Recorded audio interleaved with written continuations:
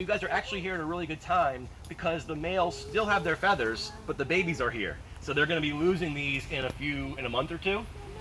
We pick up the big feathers that we find here. I pick them up before the tour and we sell them, and the money goes to feed the peacocks. But I tell people if you find it on the tour, again, ask an adult and you can keep it. But they're starting to come out a little bit. And in the summer, people even come to the park to look for them. So you can come to the park anytime and look for peacock feathers.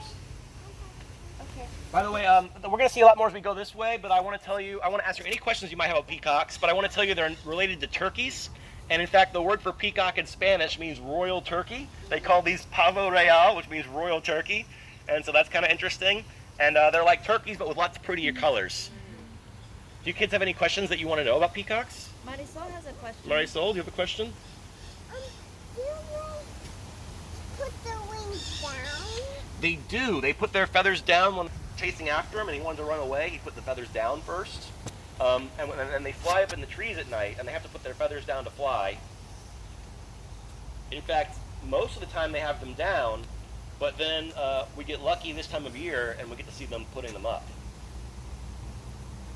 And those little spots, Marisol, the little round things, are called eye spots because they look kind of like eyeballs. And is that to defend against any predators? Because the predator might think, wow, that's a lot of... That's a great guess because a lot of times animals will puff themselves up to make look bigger for a predator. But from all my reading, the peacocks don't actually do that. They don't puff their feathers up to scare predators. They just do it to attract the female. And it's been kind of like I call it like an arms race over the generations of peacocks. The females have selected the males with bigger feathers, with more eye spots. And so it's kind of been a competition through many, many generations to get more of those things.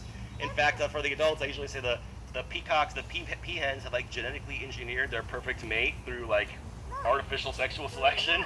Kind of like they've been choosing for the traits they like so long. They've kind